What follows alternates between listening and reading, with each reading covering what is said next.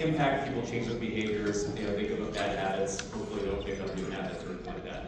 But this residency really is the crown jewel of the Barrow Neurological Institute. And training the next generation is the cornerstone of our mission. The founding of this program was really from somebody, Dr. Robert Spessler, wanting to create the best training program in the country, and he's done that and then some. Our chiefs, Joe, Mark, Rob, and Czar, you've been a dream team, the fruits of this mission, and as students, you're the caliber we work to attract, and as graduates, the neurosurgeons we work to train.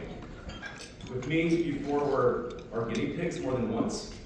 We had the inaugural PGY3 tumor rotation, the pilot Scottsville rotation, and you were good sports through it all. You brought insight, social intelligence, and real openness to growth. I suspect there are a few scars that came along the way, maybe a few wounds that are still healing, but for your stewardship, you leave this residency better than when you came. And I appreciate your steady leadership and your partnership during this year. Thank you.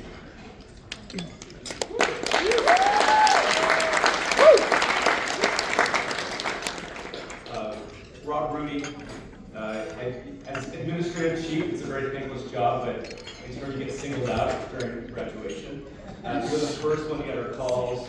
Myself, Snyder, Geraldine, you're the person we text.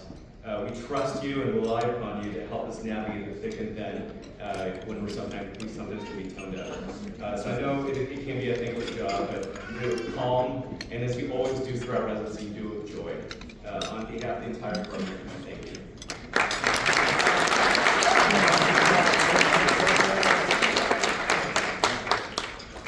To the spouses, parents, in-laws, and friends here tonight, thank you for supporting these chiefs across these 7 years. We ask a great deal of our residents to show up early, stay late, sign up for that third case, sit through teaching conferences, write papers, and then there's a social side of the B&I family, like visiting professor dinners. Lots of them. A balanced life doesn't happen by accident, and neither does a balanced residency program. Yeah, you know, right? Stability in one's personal life is the foundation for success in residency, and without you, family, friends, parents, spouses, our residents in this residency would not thrive. We are very grateful for your support. Thank you.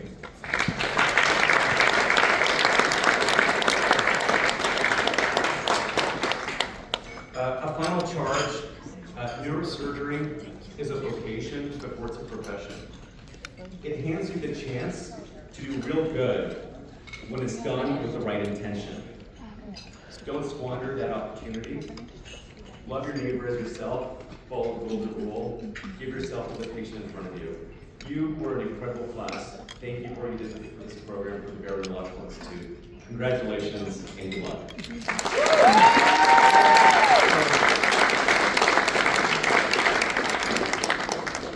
I can't echo enough what Dr. Conte just said, that this has been a fabulous class. One thing that I want to highlight for all four of you is your leadership this year. You are all amazing leaders in your own way, and I'm so excited to see all the amazing things that you will do in your future. We appreciate your energies at the very end and your mentorship of all of our residents who are coming up, and thank you for your time here. You'll be missed.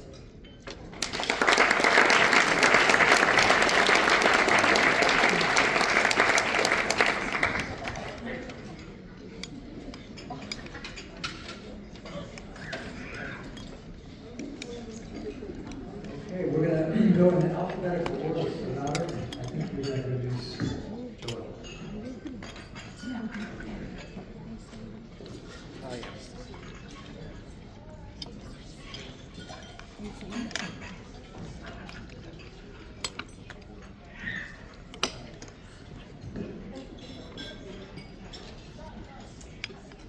Good evening. As some of you already know, this graduating class is very special to me. Not only are each of them exceptional, but they were the first class to rotate through our brain tumor service. And as third-year residents, younger versions of Mark, that Joelle, Balthazar, and Robert each endured 3 months of operating with me, seeing brain tumor patients, and learning to manage the delicate human moments of a practice dedicated to those facing very difficult circumstances. Emotional volatility, depths of grief, fear of mortality, uncontrolled sobbing, these are just some of the feelings unloaded on me by Mark Packalt, as the first rotation resident. Honestly, the patients were fine, but some of them did ask if Mark was going to be okay. So after 3 months of Mark, Joelle came next. I did not know her well, but I was hopeful. She's from Buffalo, New York, and as a Bills fan, she is familiar with suffering. She quickly proved to be the model resident, as we all know, and really there was never a wobble. Except for maybe one Monday. It was a morning when I was pulled aside by my nurse in clinic, and she informed me that Joelle had just broken up with a boyfriend. This is before Eric. It was a curious thing to hear in clinic, and when I saw her, I could see the need for context. Joelle was staring off into her computer screen, her eyes glassy, and her typical sunny demeanor obviously stormy. And to this day, that image still triggers my instincts as a father. And I envision taking action as I would for my own daughter. And that is to say, I visualized driving over Joelle's boyfriend in my wife's SUV. It was, I confess, a violent thought for early in the morning, but I explored it in some detail. When we bought the SUV, we opted for the advanced off-road capability pack. So if I drove over him with the right wheels only, the independent suspension would not spill my mochaccino. The sound of Joelle's voice actually snapped me back out of this reverie, and I remember I was in clinic, and she started presenting our first patient. And in that instant, her face transformed with this quiet resolve, and she summoned this innate professionalism that I think we've all come to associate with Joelle. Now, resilience is not a word I use casually. As neurosurgery residents, we all went through personal crises, family turmoil, career setbacks, and if you're Mark Packalt, the occasional existential crisis. But the most significant life event encountered by all 4 of these graduates is that each had a child while training to become a neurosurgeon. But one of these 4 is not like the others. Joelle did not just become a parent, she became a mother. She carried her daughter Oakley through 80-hour work weeks, midnight operations, incoherent junior residence, and even while nursing, she would scrub all day high complexity cases with total focus. Now, some neurosurgeons idealize our profession as a version of military special forces. And not long ago, we actually had a Navy SEAL enter our residency program, and he lasted 108 months less than Joelle. So with all due respect, we may need to revisit our definition of special forces.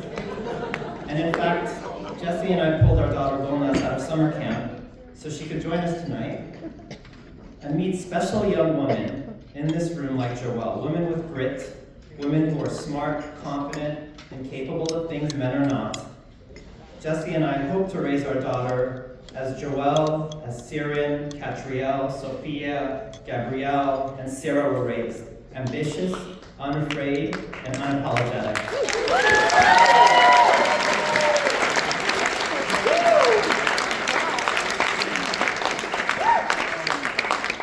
In neurosurgery, we often view residents through a technical lens, but it's the rare graduate who is an elite human being as well as an elite operator. Joelle is one of the most technically gifted trainees I've encountered in my 16 years on faculty at the Barrow. But the real privilege has been witnessing how she carries herself outside of the operating room, an island of stability for her fellow residents. Dr. Spetzler once told me that generosity costs you nothing. I needed someone to tell me that. Joelle does not. So next month, Joelle will begin the most prestigious endovascular fellowship in the country, here at the Barrow, under the leadership of Dr. Andrew Ducray. She'll put the finishing touches on her impressive training arc, and she'll emerge as a coveted recruit for neurosurgery programs across the nation.